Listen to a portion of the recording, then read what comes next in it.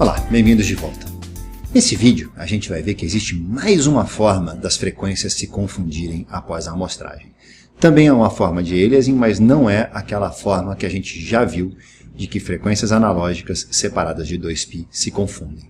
Existem outras frequências que também se confundem. Então, antes de seguir, vamos fazer um resumão de onde a gente se encontra agora. A gente já viu que quando eu pego uma frequência ômegão e amostro, a gente obtém uma frequência omeguinha digital, de forma que a frequência digital omeguinha é igual à frequência analógica omegão vezes TS. A gente também viu que omeguinha igual a π corresponde à maior frequência digital discreta possível. E a gente viu que a frequência igual à frequência de amostragem sobre 2, se a gente botar aqui na entrada a frequência de amostragem sobre 2, a gente vai obter aqui na saída um omeguinha, que é igual a 2π vezes essa frequência, vezes TS, ou sobre Fs, é a mesma coisa, que dá π. Então, a maior frequência que eu consigo representar bem aqui é a frequência Fs sobre 2 aqui do outro lado, aqui no mundo analógico. Da mesma forma, a gente viu, como eu já falei, que frequências analógicas separadas de Fs, da frequência de amostragem, são indistinguíveis após a amostragem. Bom, então vamos dar uma olhada, vamos voltar aqui para o nosso exemplo do sinal do trem e ver o que acontece em alguns casos. A gente já viu que essa frequência aqui de 3000 e não sei quanto vai aparecer como 250 e pouco no outro vídeo. Certo? A gente já viu isso no outro vídeo. Vamos ver o que acontece aqui com a frequência 886. Lembra que a gente vai mostrar esse sinal aqui a 8.192 dividido por 5. A Fs1 a 1.638 amostras por segundo. Então vamos ver o que acontece com essa frequência 886. Essa frequência 886 vai ser indistinguível da frequência, por exemplo, 886 mais Fs1, 2524. Bom, qual é o primeiro detalhe antes da gente chegar nisso? Essa frequência 886 é maior do que a maior frequência que a gente consegue representar, que é a frequência de amostragem sobre 2, é 819. Então essa frequência 886 eu sei que vai dar alguma coisa errada com ela. A questão é onde ela vai aparecer.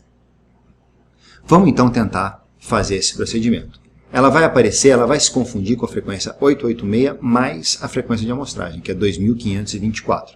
Bom, isso piorou a nossa situação. Eu estou mais acima ainda da maior frequência que eu consigo representar aqui, que é 819. Bom, então essa aqui não me dá muita informação. Eu posso tentar pegar o 886 e subtrair também a frequência de amostragem, porque também 886 e 886 menos a frequência de amostragem são indistinguíveis após a amostragem. E nesse caso eu obtenho a frequência de menos 752. E aí começa uma questão interessante. Menos 752? O que isso quer dizer? Isso também não está no intervalo entre 0 e 819. Então, em princípio, também não é essa frequência que eu estou atrás. Se eu subtrair 2 Fs, eu estou pior ainda. Eu fiquei mais longe ainda do intervalo entre 0 e 819. Então, eu subtraindo ou somando Fs a partir de 816, eu não consigo cair em nenhuma frequência aqui de 0 a 819, que é o intervalo de frequências que eu me interesso. Por outro lado, o que eu estou dizendo? Que essa frequência 886 não vai nem aparecer no meu sinal, na saída? Óbvio que não. Ela vai aparecer como alguma coisa. Então, para tentar começar a entender como que ela vai aparecer, o que é essencial para a gente entender a questão do aliasing, a gente vai pegar um exemplo bem específico, que é esse exemplo aqui. Novamente, é um exemplo muito parecido com o que a gente já fez anteriormente, só que agora eu estou mostrando aqui em azul uma senoide de 1 Hz, então o tempo aqui vai de 0 a 1, então eu tenho um ciclo em 1 segundo, senoide de 1 Hz, um cosseno de 2πt.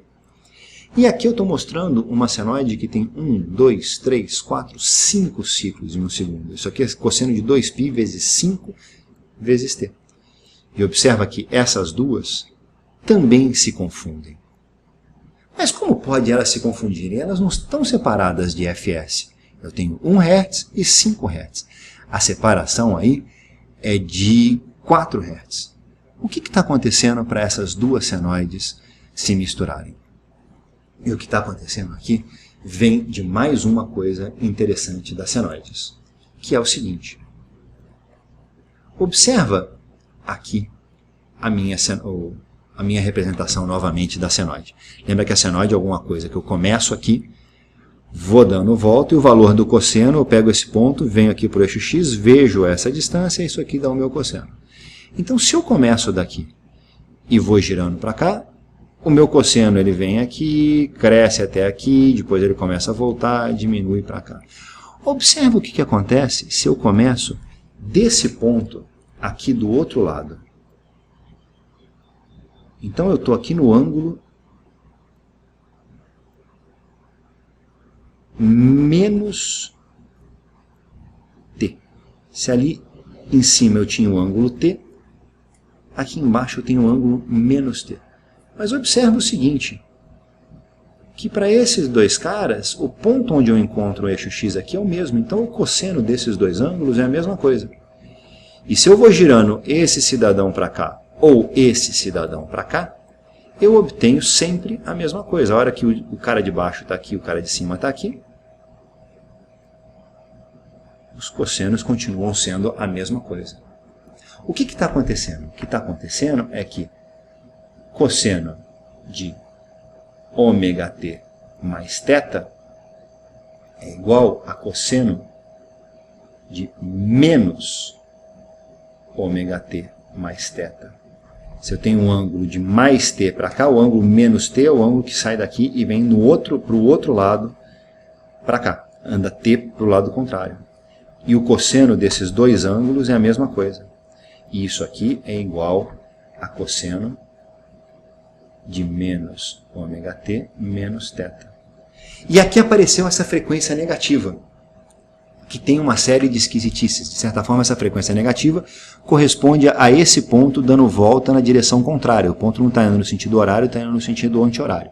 Para o cosseno, não faz a menor diferença. O sinal cosseno de ômega t mais θ e o sinal cosseno de menos ômega t menos θ são exatamente a mesma coisa. Mas para o aliasing, isso faz diferença. Por quê? Porque eu tenho aqui os 5 Hz na minha figurinha, certo? Os 5 Hz é indistinguível de 5 mais fs, que é 11 Hz, 5 menos fs, que é menos 1 Hz. Nada disso está no intervalo de 0 a 3. A minha frequência de amostragem é 6 aqui, a maior frequência que eu consigo representar é 3. Nada disso está no intervalo de 0 a 3. Mas eu poderia dizer, igualmente, que esse cara aqui não é cosseno de 5 Hz.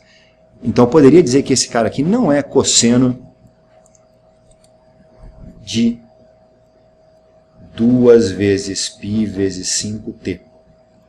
Eu poderia dizer que aquele cara é cosseno de menos, vamos botar assim, 2 vezes π vezes menos 5 vezes t. Então eu poderia interpretar esse gráfico aqui como sendo o cosseno de 2 vezes π vezes menos 5t. E daí? E daí que menos 5 é indistinguível de menos 11, por exemplo, que é menos 5 menos fs, é indistinguível de 1, que é menos 5 mais fs, fs é 6, é indistinguível de 7, que é menos 5 mais fs, e assim sucessivamente. E aí apareceu a frequência 1, que é uma frequência entre 0 e 3 Hz. Então, o cosseno de 5 e o cosseno de 1 Hz são indistinguíveis após a amostragem.